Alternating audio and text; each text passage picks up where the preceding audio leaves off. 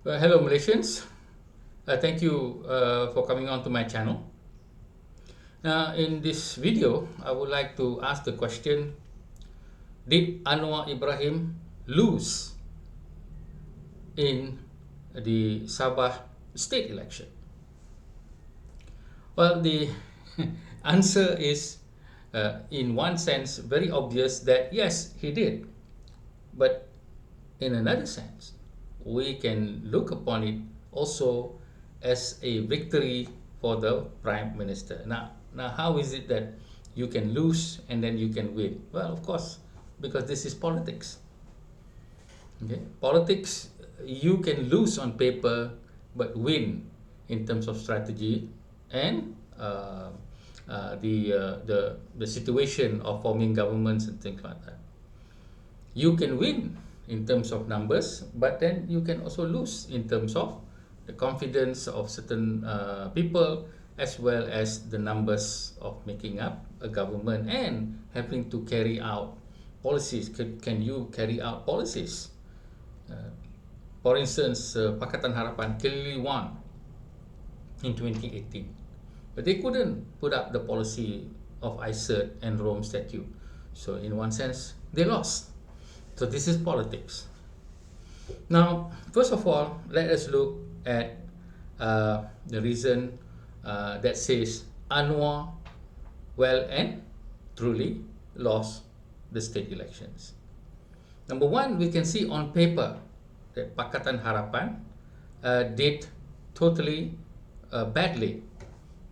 Same thing with Perikatan Nasional, who contested 42 seats and only got one. Pakatan Harapan, because of his partnership with GRS, they didn't contest as many seats. And so, in one sense, yes, there is a loss for Anwar, but it is a bigger loss in terms of Perikatan Nasional. And Muhyiddin Yassin, only PAS was able to put up and bang and say, oh, we won. Well, that one you have to watch another video where they did win or not. And so, on paper, very clearly, PH left with only one seat, literally, because DAP is wiped out, Amanah is nowhere, and PKR only having one seat. And so, at the federal level, so that is one that Anwar lost. The second thing is that Anwar came down himself to campaign. And so, if you were the Prime Minister and you coming down to campaign for your party and you were only left with one, then certainly on paper, that is a great smear on the Prime Minister because he came down, he camped out in Sabah and he lost. Yes, that is also true. So with these two aspects, we can see that the Prime Minister is lost. Now the third thing is that Anwar came down at the time when his daughter Nurul Izzah is supposed to be the war general after winning the PKR election, beating Rafizi Ramli. And of course, the magic of Rafizi Ramli going around with his truck was not there in the Sabah election. And so, again, not only that Anwar lost personally because he came down to campaign, but it is also a reflection on his daughter, and also that is on himself. And so, in the eyes of the PKR people, his standing is not as strong due to the fact that Nurul Izzah was the war general, and therefore they could not seem to pull out except for only a single win, despite the massive machinery and all that. So here we could see that Anwar lost 3-0. The conclusion, again, as I said, Anwar lost. Now let's look at the other side that is not on paper. The first is that Anwar made a strategic alliance with GRS. You could see him campaigning with Hajiji. And when GRS won, that is also a win for Anwar Ibrahim. Now, secondly, GRS now has formed a government with Pakatan Harapan, single seat. And that, therefore, puts Pakatan Harapan in the government of Sabah, not Warisan or Barisan Nasional, but GRS.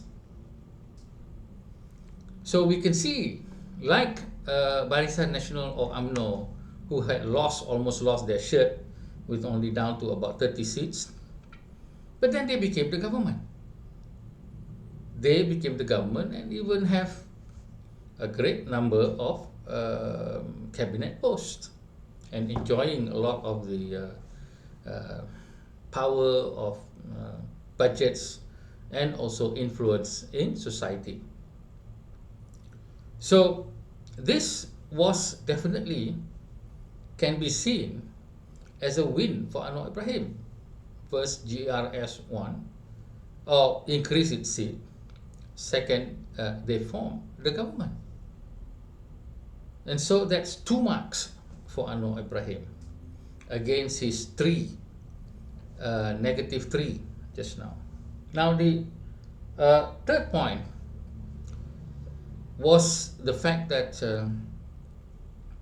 many analysts are saying that the wipeout of Perikatan Nasional and also the wipeout of Pakatan Harapan was from the wave of the Sabah for Sabahan, in terms of not wanting to have anybody from the federal. They have seen the strength of GPS in Sarawak, and so this wave of rejecting the federal political party, which includes Barisan Nasional, that had also lost half of its seats, more than half, in fact. So Perikatan Nasional with 42 seats being put up and only winning 1, with Pakatan Harapan not that many, half of the number of seats of Perikatan Nasional and winning only 1, and we see UMNO that used to have many seats and then down to 14, now only 6. So it is a clear showing that there is a rejection of this idea of, so that is one of the excuse that can be given why Anwar lost. So that's reason number 3. Now the fourth reason that may be detrimental to the loss of faith in people and PKR and also Anwar Ibrahim could be the fact that Rafizi Ramli has turned into a kind of a saboteur. Even though many people looking at him like Albert Tay as a hero, even though Albert Tay is the one giving the money and bribe. Similarly with Rafizi Ramli, people look upon him as a savior of PKR and Malaysia by him attacking mercilessly the Prime Minister and also the unity government.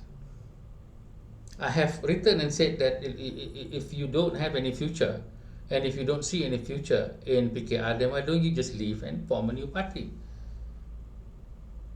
But here, what is his game plan? I think the game plan of Rafizi Ramli is to make PKR lose, because if PKR wins, then he becomes irrelevant. If PKR loses, then people can blame Nurul Izzah and Anwar Ibrahim and then look upon him as the next leadership. That's fine, that's in politics. But you will have to carve back out, to climb out and to become the government, and that's not easy.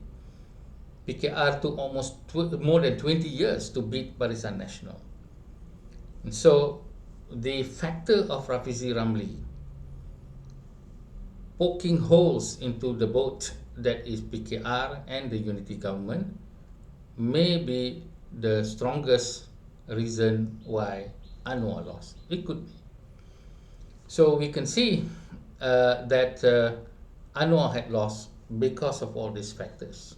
Now, finally, the fifth reason, unfortunately, the 40% rule that came down from the courts saying that Sabah deserves 40% of the revenue from the oil is become or has become a great political issue.